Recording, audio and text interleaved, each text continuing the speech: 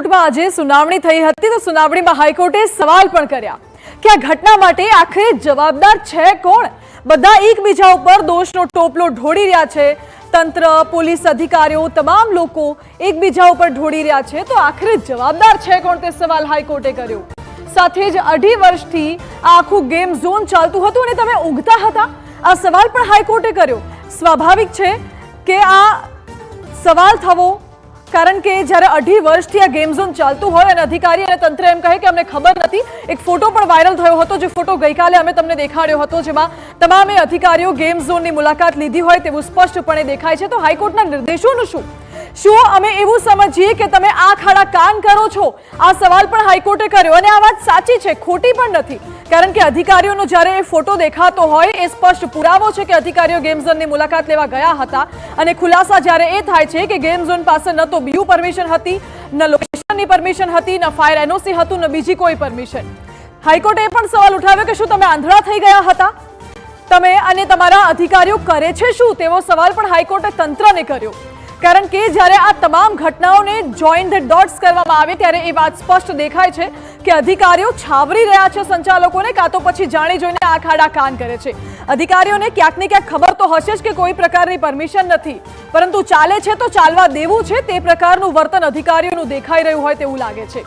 જે અધિકારીઓ ગેમ ઝોનમાં રમવા ગયા તે શું કરતા હતા? આ સવાલ પણ હાઈકોર્ટે કર્યો છે।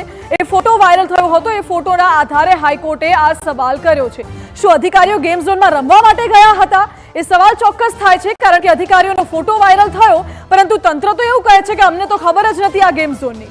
હવે હાઈકોર્ટે આ સવાલ તો કર્યા, સાથે જ હાઈકોર્ટે લાલ ઘૂમ પણ થઈ છે। ગુજરાત હાઈકોર્ટ રાજકોટ અગ્નિકાંડ મુદ્દે લાલ ઘૂમ થઈ અને તમામને ફરજ મોકૂફ કરવા માટે જોઈએ, પરંતુ તેવો પણ હાઈકોર્ટે કહ્યું છે કે તમામ અધિકારીઓને ફરજ મોકૂફ કરવા જોઈએ, પરંતુ અમે એક મોટો મોકો હજુ પણ આપીએ છીએ તેવું પણ હાઈકોર્ટે કહ્યું। ફાયર એનઓસીના પાલન માટે શું કામ કર્યું તેવો પણ સવાલ હાઈકોર્ટે કર્યો છે।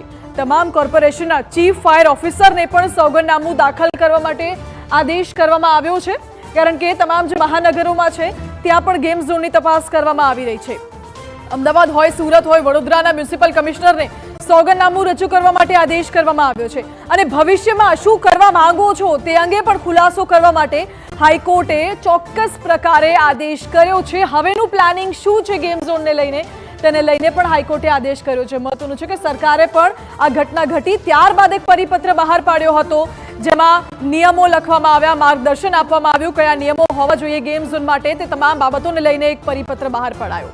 શા માટે મ્યુનિસિપલ કમિશનરે જવાબદાર ગણવામાં આ ઘટનામાં ન આવે તેવો સવાલ પણ હાઈકોર્ટે ઉઠાવ્યો છે અને બાકીના 3 આરોપીઓ ક્યાં છે તેવો પણ હાઈકોર્ટે સવાલ કર્યો, જ્યારે કંકોત્રી મોકલવાની છે એમના માટે એવું પણ હાઈકોર્ટે કટાક્ષ કર્યો છે। મહત્વનું છે કે આજે હાઈકોર્ટમાં જ્યારે સુનાવણી થઈ હતી ત્યારે હાઈકોર્ટ લાલ ઘૂમ થઈ અને આ તમામ બાબતોને ટાંકીને સવાલો કરવામાં આવ્યા, ઘેરવામાં આવ્યું તંત્રને। હાઈકોર્ટમાં એએમસીના વકીલે ચોંકાવનારી કબૂલાત કરી અને કહ્યું કે અમદાવાદમાં ચાલતા 3 ગેમ ઝોન પાસે મંજૂરી નથી।